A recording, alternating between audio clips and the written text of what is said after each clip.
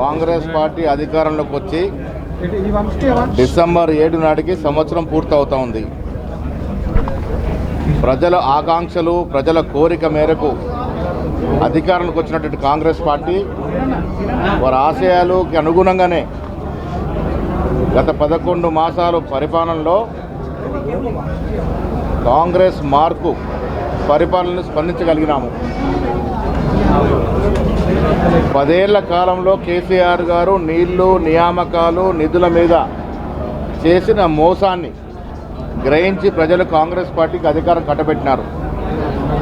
వారి ఆశలకు అనుగుణంగానే గత ప్రభుత్వం 10 ఏళ్లలో 50,000 ఉద్యోగాలు ఇస్తే కాంగ్రెస్ ప్రభుత్వం అధికారంలోకి వచ్చిన 9 మాసాల్లోనే 50,000 ఉద్యోగాలు ఇవ్వగలిగింది. ఇంకా 8,000 ఉద్యోగాలు ఇవ్వడానికి సిద్ధంగా ఉన్నాం. రైతులకి గత 10 ఏళ్లుగా చేసిన రుణమాఫీ కంటే ఎక్కువ మోతాదులో 9 నెలల్లో రుణమాఫీ చేయగలిగింది కాంగ్రెస్ ప్రభుత్వం.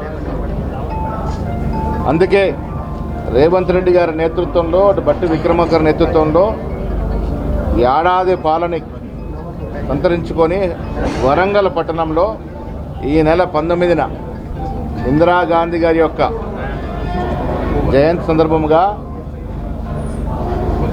మహిళలతో ఒక పెద్ద బహిరంగ సభ ఏర్పాటు చేసి గత సంవత్సరం కాలంలో కాంగ్రెస్ హయాంలో మహిళలకు జరిగినటువంటి సంక్షేమ అభివృద్ధి కార్యక్రమాలు వివరించే కార్యక్రమం వరంగల్లో తలపెట్టినాం.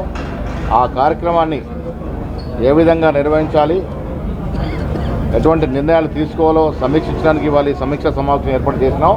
మళ్ళీ మీకు 3 గంటలకి మీ అందరితో మాట్లాడతాం. రాష్ట్రంలో నూకలు చెల్లిపోయినాయి. పార్లమెంట్ ఎన్నికల్లో వారి పర్ఫార్మెన్స్ 0. వారు అన్నీ అయిపోయినాయి, ప్రజలు తిరస్కరించినారు కాబట్టి ఇష్టం వచ్చినా మాట్లాడుతూ ఉన్నారు.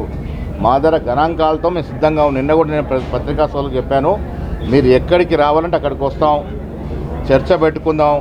10 ఏళ్లలో మీరు ఏ రంగంలో ఎంత అభివృద్ధి చేశారు, మేము 1 సంవత్సరంలో ఏ రంగంలో ఎంత అభివృద్ధి చేస్తామో చర్చించుకుందాం. లెక్కలతో సహా చర్చించుకుందాం.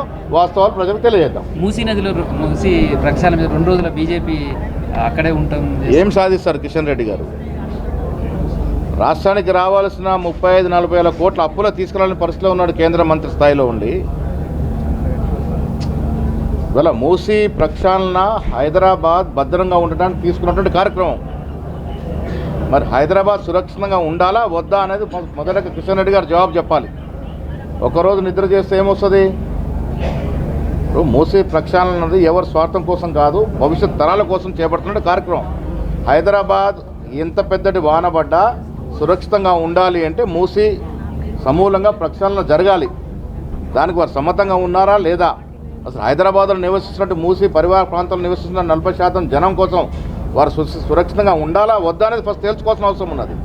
ఇలా 1 రోజు 2 రోజులో ప్రజల అటెన్షన్ డైవర్ట్ చేయడానికి అక్కడ నిద్ర వేసినంత మాత్రం జరిగేదేమీ లేదు. వాస్తవాలు తెలుసుకుంటే కేంద్ర మంత్రి స్థాయి ఉన్నటువంటి కిషన్ రెడ్డి గారికి మంచిదనే మాట సలహా ఇస్తా ఉన్నాం.